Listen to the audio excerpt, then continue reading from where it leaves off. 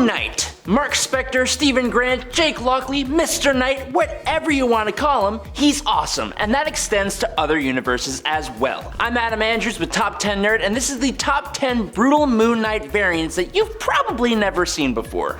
Number 10, Arachknight. I didn't know that this was something I wanted until it was given to us. The hero known as Arachknight is what you would get if you combine both Spider-Man, aka Peter Parker, and Mark Spector, aka Moon Knight, which is something I didn't think would actually work so well together. This version of Moon Knight appears in Infinity Wars number 3 from 2018 as part of the warp world created when Gamora folded the universe in half, forcing aspects of separate characters to combine with each other. In this world, Peter Parker survived a fatal attack by a creature known as the Goblin by Night, which is Green Goblin mixed with the Werewolf by Night. But sadly, Aunt May and Uncle Ben were not so lucky. Peter was saved by a mystical spider who crawled up and bit him, turning Peter into the avatar of the spider totems, simultaneously breaking Peter's mind into 4 different personalities: the Arachnid, the Knight, CEO Peter, and Science Peter. This hero runs Parker Industries while literally moonlighting as Arachknight, beating up criminals and being extremely quippy. Number 9, 2099 Moon Knight. This Moon Knight makes her first appearance in the one-shot 2099 Manifest Destiny and followed that by appearing in Spider-Man 2099 number 14, teaming up with the other vigilantes to hide in the Sanctum Sanctorum from the enforcers of the Anti-Powers Act. Now, one of the first things you may notice about this Moon Knight is they are actually female. Tabitha here is, interestingly enough, actually from the moon. In this future timeline, the inhuman city of Atalan is home to both the Inhumans, but also a large population of Earth humans. Tabitha is their protector. Among the things that make Tabitha so cool as Moon Knight is that she also possesses the Soul Sword, and a powerful version of it too. With the sword, she can remove demons from possessed people and can deflect and permanently disrupt powerful magical spells. With this sword, plus the advanced technology from 2099, including her super sweet armored suit, Tabitha doesn't really require the supernatural powers given to Mark Spector by Khonshu. Number 8, Ultimate Moon Knight. In Marvel's Ultimate Universe, a good chunk of heroes and the entire mutant species are a result of the Super Soldier program that made Captain America. Falling in line with that, Mark Spector starts out as a Navy SEAL who becomes part of the Super Soldier program, gaining enough strength to kick down brick walls, speed fast enough to outpace and even defeat Spider-Man, and accelerated healing. Like I said, he defeated Spider-Man, which makes Moon Knight in the Ultimate Universe one of the best martial artists around.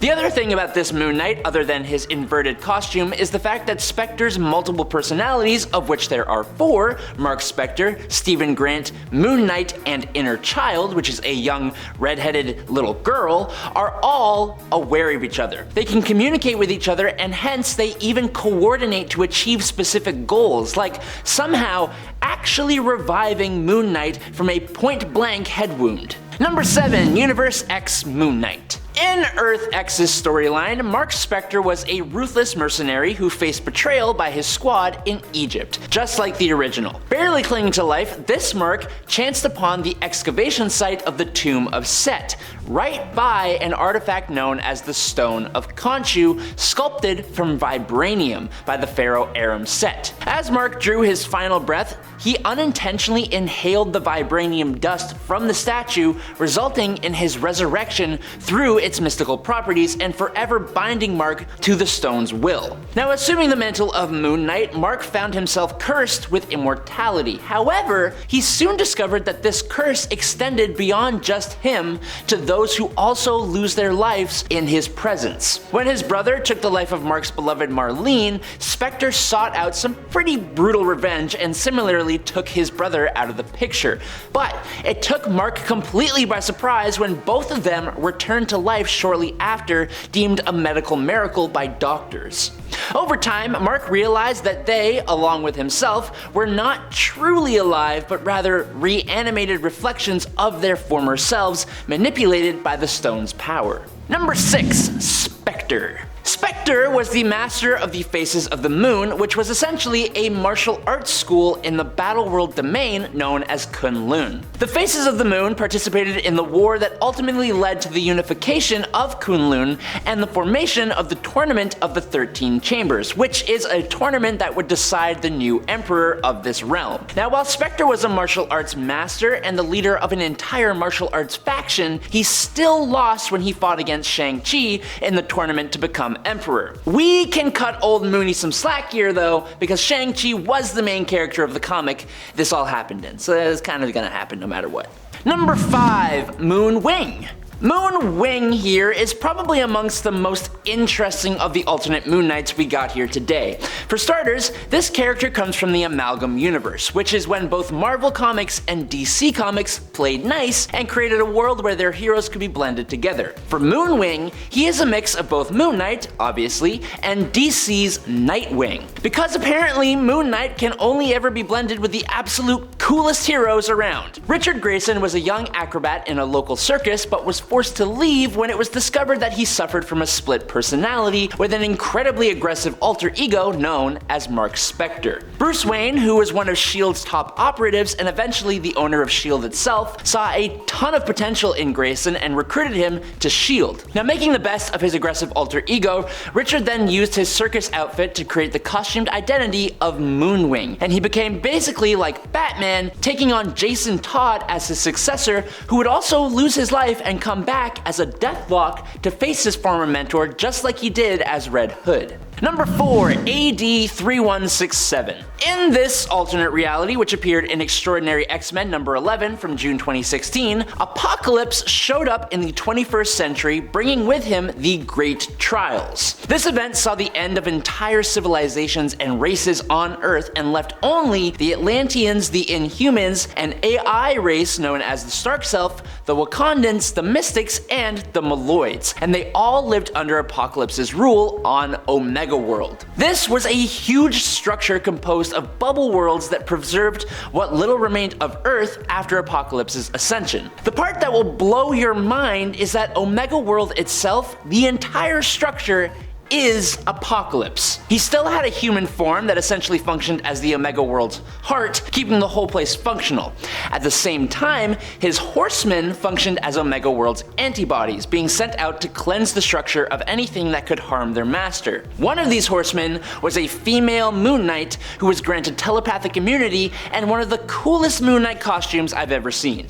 Along with the other horsemen of Apocalypse, Moon Knight attacked Colossus and his team of young X-Men when they ended up on Omega World, but you'll have to read the story to know what happens next. Number 3, Moonshade. As the only variant who comes from the main Marvel universe, Moonshade is actually an alien doppelganger of Moon Knight proper, who was created by the evil doppelganger of Adam Warlock known as Magus, or Magus, I say Magus. Moonshade teamed up with a doppelganger of Franklin Richards and they slipped away, attempting to absorb the full life essence and powers of main Franklin Richards. Unfortunately for them, they were pursued by Moon Knight, who was able to stop them from absorbing all of Franklin's powers. However, Moonshade took what power they had absorbed, used it to wipe out the Franklin doppelganger, and began to travel to alternate universes, attempting to absorb the power of all Moon Knights from across the multiverse. This all took place in the Infinity War event and in Mark Spector Moon Knight number 42, and it shows us what could have been the most powerful version of Moon Knight ever. Luckily though, he was defeated. Number 2, Moonfang. As Moonshade, who we just talked about, was traveling from universe to universe, absorbing alternate versions of Moon Knight, one of the alternates that he happened to visit and attack was none other than Moonfang, a version of Moon Knight from Earth 92942, who just happened to be a vampiric version of our moon-themed hero. While it doesn't appear for very long, Moonfang is an almost perfect idea for Moon Knight, who already operates mainly at night and does indeed interact with a whole bunch of vampires, as he defends those who travel by the light of the moon. The concept really builds up Moon Knight's origins as one of the more scary and horror-themed heroes at Marvel Comics. And finally, in at number 1, it's Spector. The Order of the Moon Knights appeared in Egyptia on Battleworld, where they served its baron and god, Khonshu. In Egyptia, all mutants were unwilling servants of Khonshu, but a group of 4 mutants, Wolverine, Colossus, Shadowcat, and Nightcrawler, defected and met with a traitorous Moon Knight known as Spector in order to attempt to take down Khonshu and gain their freedom. The mutants were just unaware of 2 things. 1, every individual in the Order of the Moon Knights is cursed to be a werewolf, and 2, Spector was totally planning to pull an Uno reverse card on them. Spector and the rest of the Order transformed into werewolves and attacked the 4 mutants, taking the life of Nightcrawler. The 3 others were spared only by the arrival of Khonshu himself, who spared the remaining mutants and sent them back home.